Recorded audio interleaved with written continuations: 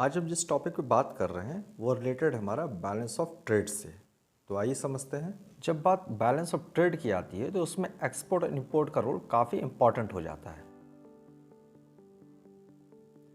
Balance of trade का मतलब होता है एक डिफरेंस जो हमें एक्सपोर्ट इंपोर्ट के बीच में दिखता है, बट यहाँ पे विजिबल गुड्स को ही सिर्फ इंक्लूड किया जाता है। डैट मीन्स कि यहाँ पे जो बात होगी वो सिर्फ और सिर्फ उन गुड्स की होगी जो कस्टम ऑफिशियल के द्वारा इंस्पेक्ट की जा सकती है।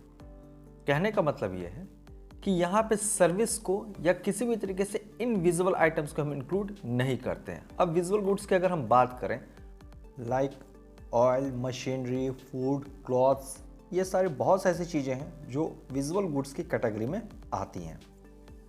दूसरी जो इंपॉर्टेंट बात है वो ये है कि export are entered as credit items and imports are entered as debit items. कहने का मतलब ये है कि जब एक्सपोर्ट होगा तो उसे पॉजिटिव माना जाता है और जब इंपोर्ट होता है तो उसे नेगेटिव माना जाता है। Why is this so? Because जब हम एक्सपोर्ट करते हैं तो इससे हमारा जो फॉरेन एक्सचेंज रिजर्व है वो बढ़ता है, और जब हम इंपोर्ट करते हैं तो इससे हमारा फॉरेन एक्सचेंज रिजर्व जो है वो घटता है, क्योंकि एक्सपोर्ट के टाइम में हमें पेमेंट मिलते हैं जबकि इंपोर्ट के टाइम पे हम पेमेंट करते हैं। तो this is the basic difference between the positive and negative side of the balance of trade, और ये बहुत ही इंपॉर्टेंट होता है। इसलिए कोई भी कंट्री हो वर्ल्ड की, चाहे इंडिया की अगर हम बात करें, तो वो ज़्यादा कोशिश करती है कि उसका जो एक्सपोर्ट हो वो ज़्यादा हो, जिसके कारण उसके पास फॉरेन एक्सचेंज जो रिजर्व है उसका ज़्यादा बढ़े और उसे ज़्यादा फॉरेन एक्सचेंज मिले। तो ये बहुत एक इंपॉर्टेंट बात होती है बैलेंस ऑफ ट्रेड की। But one thing is very important, balance of trade is the part of balance of payment. अब अगर हम इसके सरप्लस बैलेंस ऑफ ट्रेड की बात करें तो सरप्लस बैलेंस ऑफ ट्रेड का मतलब होता है जब हमारा एक्सपोर्ट इंपोर्ट से ज़्यादा हो तो उसे हम सरप्लस बैलेंस ऑफ ट्रेड कहते हैं। जबकि अगर हम बात करें डेफिसिट बैलेंस ऑफ ट्रेड की, तो जब हमारा एक्सपोर्ट जो है वो इंपोर्ट से कम हो जाता है तो उसे हम डेफिसिट बैलेंस ऑफ पेमेंट कहते हैं।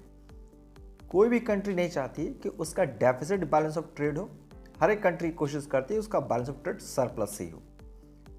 अब अगर हम यहाँ पे डिफरेंस की बात कर ले बैलेंस ऑफ ट्रेड और बैलेंस ऑफ पेमेंट की, तो जो सबसे इंपॉर्टेंट बात है कि balance of trade is the part of balance of payment.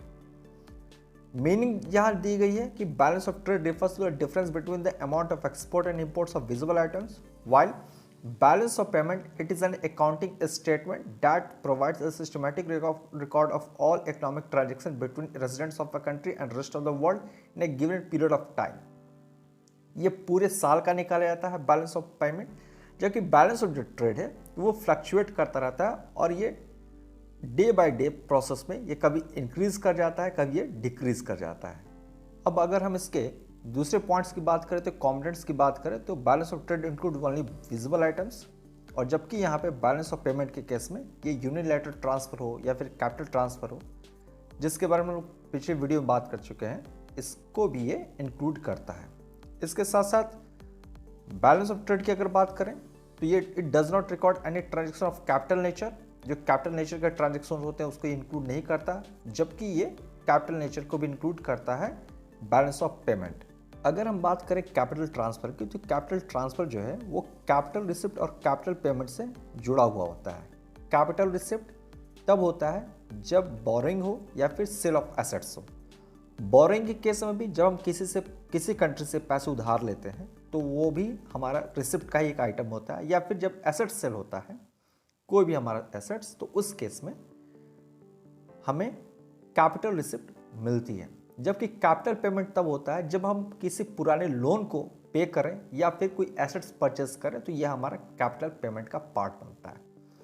Capital कहने का जो एक मेन रीज़न है वो ये है कि कैपिटल के केस में डेली बेसिस पे कोई भी ट्रांजेक्शन नहीं होता, कभी कभार कोई सडनली कोई या फिर ओकेजनली जो होते हैं, यहाँ पे इस तरीके के रिसिप्ट एंड पेमेंट को देखने को मिलता है, इसलिए हम इसे कैपिटल ट्रांसफर के नाम से जानते हैं। जबकि यूनिलैटरल के बारे में हमें पता है कि ये वन वे ट्रांजेक्शन होता है, जैसे कि कोई रेमिटेंसेस आ जाए या इसी तरीके से कोई गिफ्ट वगैरह आ जाए तो उसे हम यूनिलैटरल ट्रांसफर कहते हैं।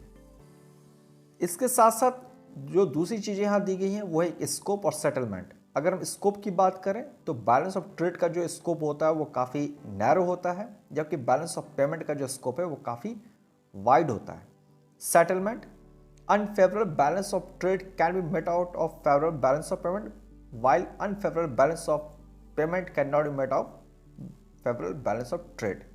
Why is this so? Because balance of trade is the part of balance of payment. कहने का मतलब ये है कि अगर किसी कंपोनेंट्स में बैलेंस ऑफ पेमेंट्स के कई कंपोनेंट्स होते हैं, उसमें से एक हमारा बैलेंस ऑफ ट्रेड होता है, अगर उसमें कोई प्रॉब्लम आती है तो उससे हम दूसरे कंपोनेंट के थ्रू एडजस्ट कर सकते हैं। इसे हम एक एग्जांपल से समझ सकते हैं। सपोज दैट कि हमारे कंट्री में किसी खास मशीनरी का इंपोर्ट काफ़ी ज़्यादा हो रहा है, कोई स्पेशल मशीनरी है जिसका इंपोर्ट काफ़ी ज़्यादा हो रहा है, नई टेक्नोलॉजी आ रही है, उसकी वजह से इंपोर्ट जो है वो हमारा ज़्यादा है, जिसके कारण deficit balance of trade show हो रहा है। But we know it very well कि हमारे कंट्री में यूनिलैटरल ट्रांसफर बहुत ज़्यादा होता है, रेमिटेंसेस बाहर से बहुत ज़्यादा आते हैं इंडिया में, और अगर देखा जाए तो इंडिया की जो पोजीशन है रेमिटेंसेस के मामले में पूरे वर्ल्ड में फर्स्ट या सेकंड रैंक पे आती है। अब इस केस में जो हमारा बैलेंस ऑफ ट्रेड डेफिसिट में है, उसको कहीं ना कहीं ये जो रेमिटेंसेस हैं जो हमारे कंट्री में आ रहे हैं, वो कहीं ना कहीं इस बैलेंस ऑफ ट्रेड के डेफिसिट को कंपनसेट कर देते हैं। और यही रीज़न है कि हमारा बैलेंस ऑफ ट्रेड अनफेवरेबल होने के बाद भी हमारा जो बैलेंस ऑफ पेमेंट है वो फेवरेबल हो जाता है। Because balance of trade is the component of balance of payment with capital transfer, unilateral transfer and invisible item। कहने का मतलब ये है कि बैलेंस ऑफ पेमेंट के ये सारे के सारे कंपोनेंट्स होते हैं। विजिबल आइटम की बात कर लें या फिर इनविजिबल आइटम की बात कर लें या फिर कैपिटल ट्रांसफर की बात करें, यूनिलैटरल की बात कर लें, ये सारे के सारे जो हैं वो इसी बैलेंस ऑफ पेमेंट के ही कंपोनेंट्स होते हैं।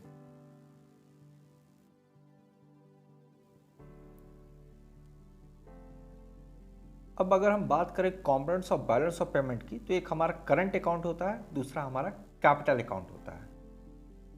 अब अगर हम करंट अकाउंट की बात करें तो करंट अकाउंट का मतलब होता है कि that contain the receipt and payment related to all the transaction of all the visible items, invisible items and unilateral transfer।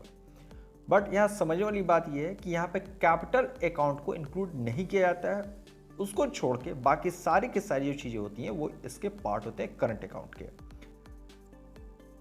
Export and imports of goods, export and imports of services, one sided transaction and income receipt and payment to and from abroad, ये सारे के सारे इसके part होते हैं।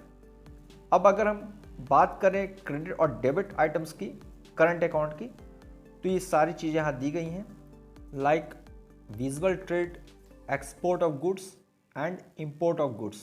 इनके जो differences आते हैं वही हमारा नेट एक्सपोर्ट ऑफ गुड्स कहलाता है, जिसे हम बैलेंस ऑफ ट्रेड भी कहते हैं। In the same way invisible trade की अगर हम बात कर ले तो export of services minus import of services, that is the net export of services. Unilateral transfer, transfer receipt minus transfer payment, that is net transfer receipt. And income receipt minus income payment, that is the net income receipt. So this is all about the components of current account. Now the next one is the difference between balance of trade and current account. So let's see. अगर हम बात कर ले यहाँ पे components की, तो balance of trade includes only visible items while it is include visible and invisible items. Scope, it is a narrow concept while it is a wider concept. तो ये था हमारा आज का वीडियो बैलेंस ऑफ ट्रेड पे। I hope कि आपको ये वीडियो पसंद आया होगा। तो मिलते हैं हम अगली वीडियो में।